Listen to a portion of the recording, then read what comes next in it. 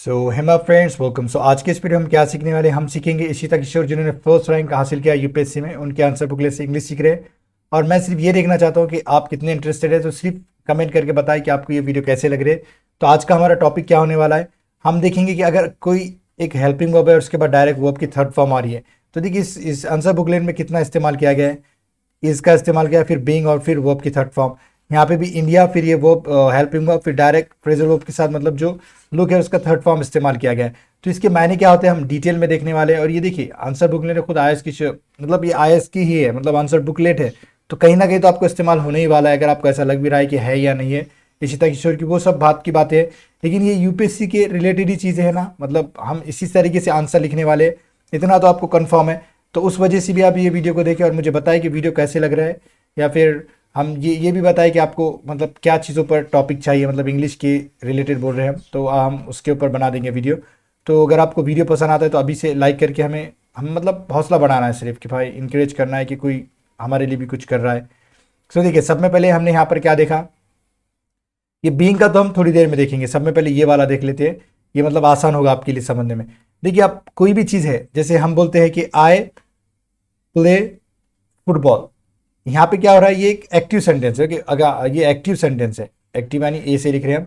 और हम इसे अब क्या हो रहा है, यहाँ पे हम सब्जेक्ट पे जोर दे रहे हैं। आपको हमने सब्जेक्ट पढ़ाए थे आई वी, वो वाली सारी चीज़ें, okay, I we you they, वो वाली चीज़। अच्छा आपको दिख रहा है ना ऊपर, अच्छा हम नीचे लिख देते हैं। तो ये सारी क्या चीज़ें सब्जेक्ट, और एक्टिव सेंटेंस में क्या होता है सब्जेक्ट पर ज़्यादा जोर जोर दिया जाता है। लेकिन और इसका फॉर्मूला क्या होता है, सिंपल सा, सब्जेक्ट होता है, फिर वर्ब का फर्स्ट फॉर्म यहाँ पर इस्तेमाल कर रहे हैं, बाद में ऑब्जेक्ट होता है। ओके, ये सादा सा सिंपल सा जुमला है, मतलब हम ऐसे तरीके से जनरली हम सेंटेंस बनाते हैं। लेकिन एक्टिव वॉइस में, पैसिव वॉइस में क्या होता है, ये जो फुटबॉल है ये जो हमारा ऑब्जेक्ट होता है। ओके, इस तरीके से हम लिख रहे हैं आपको समझ में आने के लिए। ओके, मतलब यहाँ पर क्या होगा समझे, देखिए कि ऑब्जेक्ट आएगा पहले, फिर क्या आएगा, आपको समझाने के लिए ऐसा स्ट्रक्चर बना रहे हैं हम। फिर कोई भी हेल्पिंग वर्ब आएगा। अब हेल्पिंग वर्ब कुछ भी हो सकता है, हमने क्या क्या पढ़े थे अभी हम समझने के लिए। यहाँ पे इज का, एम का और दूसरा आर का इस्तेमाल सीख रहे हैं। और इसके फौरन बाद क्या आएगा, वर्ब की थर्ड फॉर्म। और उसके बाद एजेंट होता है, बाय से याद रखने से एजेंट भी बोलते हैं, छोड़ दीजिए उसे। बाय के मैंने से, किसी के द्वारा, किसी के जरिए, इस तरीके से। फिर हम जो सब्जेक्ट के बारे में बात करें, मतलब ये वाला, ये क्या में बदल जाएगा, यहाँ पे ऑब्जेक्ट प्रोनाउन में बदल जाएगा। हम ऑब्जेक्ट प्रोनाउन लिख रहे हैं, बहुत से सब्जेक्ट भी लिखेंगे, ऑब्जेक्ट लिखेंगे। ये क्या क्या होता है ऑब्जेक्ट प्रोनाउन, देखिए हम सब्जेक्ट में क्या लिखते हैं, आई लिखते हैं, इसका ऑब्जेक्ट प्रोनाउन क्या बन जाएगा। ऑब्जेक्ट प्रोनाउन मतलब नहीं भी समझ में आ रहा है तो ऐसे ही देखिए, आई को हम क्या में बदलेंगे, मी में बदलेंगे। यू जैसा का वैसा यू ही रहेगा। ओके, फिर अगर हम ही लिखते हैं, कोई सेंटेंस स्टार्ट होता है ही से, तो हम उसे क्या कर देंगे, हिम लिखेंगे। अगर शी है तो उसे क्या लिखेंगे हम, हर लिखेंगे। अगर दे है तो उसे क्या करेंगे हम, देम में बदल देंगे। और अगर से हम यहाँ पे वी लिखते हैं तो इसका क्या हो जाएगा, अज हो जाएगा। और अगर से कोई नाउन है, नान है, मतलब नाउन है, कोई नाम है, तो जैसा का वैसा रहेगा वो, इस तरीके से। और अगर इट है तो इट का, मतलब ये इट का हम अलग से देख लेंगे क्या होता है। इट का इट ही रहेगा, वैसे आपको दिख रहा है ना, मतलब हमें नजर नहीं आ रहा है यहाँ पे मार्जिन वगैरह, इसलिए।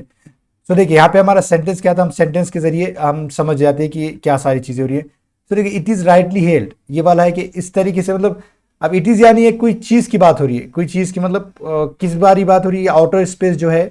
हमने पिछले वीडियो में देखा था कि आउटर स्पेस के बारे में हमारी क्या अजम्पशन है, वो चीज़ है कि वॉरफेयर वगैरह के बारे में बात हुई थी।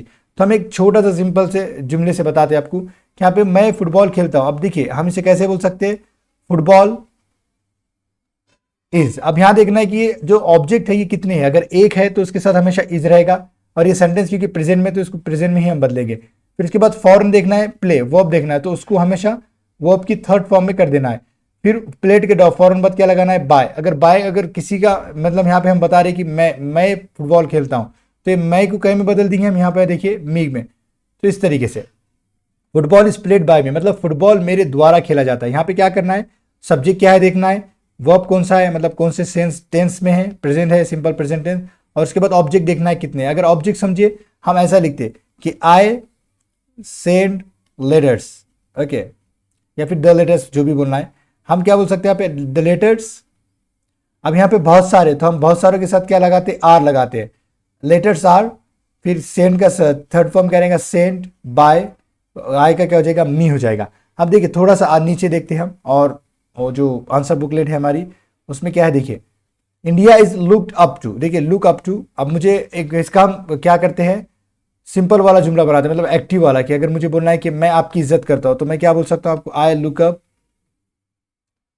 टू यू, यानी मैं आपकी इज्जत करता हूँ, मैं आपकी क्या कहते हैं तारीफ करता हूँ, इस तरीके से आप बोल सकते हैं। लेकिन आप बोलना है कि यहाँ पे यू लेना है, और यू के साथ आपको पता है क्या हेल्पिंग वर्ब लगता है, यू आर, फिर लुक का क्या हो जाएगा, looked up, you are look up to, और इसके बाद क्या लिखना है, अब क्या किसकी बात हो रही है, सब्जेक्ट मतलब कौन आपको तारीफ कर रहा है, तो यहाँ पे बाय लिख देना है, फिर आई का क्या हो जाएगा, me, you are looked up to by me, मतलब आपको आपके अच्छा ये वर्ब वगैरह ही नहीं देखना है कि अप टू कैसा है क्या, ये सब एक साथ है, look up to phrasal verb की तरह इस्तेमाल हो रहे हैं। Okay, so you are look up to मतलब आपकी इज्जत की जाती है, आपकी एडमिरेशन की जाती है, आपकी रिस्पेक्ट की जाती है मेरे जरिए। तो ये वाली चीज़ें देखो मैं आपको अभी पूरा मेट कर बताता हूँ कि हमें क्या चीज़ें इसमें याद रखना है अगर कोई सेंटेंस बनाना है तो आपको। सो देखिए हम देख रहे हैं कि कोई भी अगर एक्टिव सेंटेंस रहा तो उसे हम पैसिव में कैसा बनाना है वो देख रहे हैं। ओके, तो हम अभी देख रहे हैं प्रेजेंट के। ओके, प्रेजेंट वाली चीज़ें देख रहे हैं हम अभी, ये प्रेजेंट में है तो इसका भी प्रेजेंट में ही रहेगा पैसिव, ऐसा नहीं कि पास में हो जाएगा। तो देखिए अगर हम सिंपल प्रेजेंट टेंस की बात करते हैं, सिंपल प्रेजेंट टेंस की, तो इसमें क्या क्या आता है आपको, वर्ब की फर्स्ट फॉर्म आती है पता है, तो इसका क्या होगा, हमेशा इज, एम, आर, उसके बाद हमेशा फॉरन क्या लगेगा, वर्ब की थर्ड फॉर्म लग जाएगा।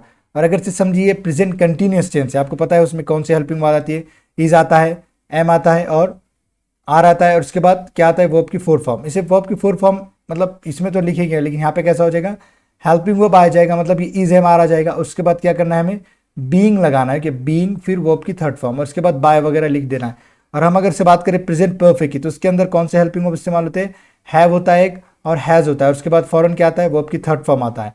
तो फॉरन मतलब अकॉर्डिंग टू सेंटेंस के हिसाब से। तो हमें क्या करना है, हैव को क्या करना है और हैज़ को क्या करना है, पैसिव बनाते समय अगर हैज़ लिख रहे हैं तो उसके बाद बीन लिखना है, और उसके बाद फॉरन वर्ब की थर्ड फॉर्म लगाना है। फिर उसके बाद देखिए क्या होता है, हैव बीन, और हम क्या करते हैं, वर्ब की फोर्थ फॉर्म लगा देते हैं, और ये प्रेजेंट परफेक्ट कंटिन्यूअस टेंस हो जाता है हमें, प्रेजेंट परफेक्ट कंटिन्यूअस। लेकिन ये बहुत रेयरली इस्तेमाल होता है, फिर भी आपको याद रहना चाहिए, हैव लिखो या फिर हैज़ लिखो। फिर इसके बाद क्या लिखना है आपको, बीन लिखना है। ओके, बीन लिख के इसके बाद क्या करना है, बीइंग लिखना है, और वर्ब की थर्ड फॉर्म लगा देना है यहाँ पे। ये हमारा प्रेजेंट टेंस वाले सारी चीज़ों के प्रेजेंट का क्या फॉर्मूला, देखिए वर्ब का फर्स्ट फॉर्म आता है, उसमें क्या करना है, सिर्फ इज, एम, आर इस्तेमाल करना है प्रेजेंट में। फिर अगर इज, एम, आर और वर्ब की फोर्थ फॉर्म नजर आई तो फौरन क्या करना है, अकॉर्डिंग टू सेंटेंस के, जैसे हम बोल रहे हैं कि आई एम प्लेइंग फुटबॉल, मतलब फुटबॉल मैं खेल रहा हूँ, मैं फुटबॉल खेल रहा हूँ। तो यहाँ पे सब में पहले देखना ऑब्जेक्ट क्या है, तो हम यहाँ क्या करेंगे, ऑब्जेक्ट ले लेंगे, और हमारा फॉर्मूला क्या है कि फॉरन हेल्पिंग वर्ब के बाद क्या आएगा, बीइंग आएगा। तो फुटबॉल एक चीज़ है तो हम वहाँ पे इज लगाएंगे, फिर क्या लगाएंगे हम, बीइंग लगाएंगे। बीइंग लगाने के बाद प्ले को देखेंगे, आई एम प्लेइंग, तो प्लेइंग का क्या हो जाएगा, ये प्लेड हो जाएगा, प्लेड। फिर बाय लगा के फिर आई को देखना है, फिर आई का क्या हो जाएगा, मी हो जाएगा। Football is being played by me, मतलब फुटबॉल मेरे जरिए खेला जा रहा है, फुटबॉल मेरे जरिए खेला जा रहा है। इस तरीके से आप इसके जो भी सेंटेंसेस है, जो हम एग्जाम्पल सेंटेंस है, मतलब जो आपकी प्रैक्टिस के लिए हम वो टेलीग्राम चैनल पर डालने की कोशिश करेंगे। अगर नहीं हुआ तो एक और अलग से वीडियो बना के सिर्फ हम इसके टेंसेस को किस तरीके से फॉर्म करना है, मतलब किस तरीके से आपको ये सारे टेंसेस बनाना है पैसिव में। और देखिए ये बहुत ज़रूरी है, मतलब ऐसा हम जगह गए, समझो इंटरव्यू में है आप, और आपको बोलना है कि इंडिया को ऐसा माना जा रहा है, ऐसा यूपीएससी के जरिए कहा गया है, चाइना को ऐसा बताया जा रहा है, इस तरीके के सेंटेंस आपको पैसिव में ही बनाना पड़ेगा। तो ये बहुत ही इंपॉर्टेंट है, ऐसा मत समझिए कि ये ऐसी चीज़ है। तो इसका अगला वीडियो आएगा, उसमें हम क्या करेंगे, तो प्रैक्टिस सेशन रखेंगे, मतलब ये सेंटेंस को किस तरीके से एग्जैक्टली हम बना सकते हैं वो लिखेंगे। और दूसरी चीज़ें है, आपको इस वीडियो को मतलब सपोर्ट करना है, चैनल को इंस्पायर करना है हमें, हम क्योंकि सब सारी चीज़ें फ्री में हो रही है। और जो इंग्लिश सीखना चाहते हैं, यूपीएससी की तैयारी करें, उनके लिए ही ये चैनल है। ओके, सो वीडियो को देखने के लिए आपका बहुत बहुत शुक्रिया।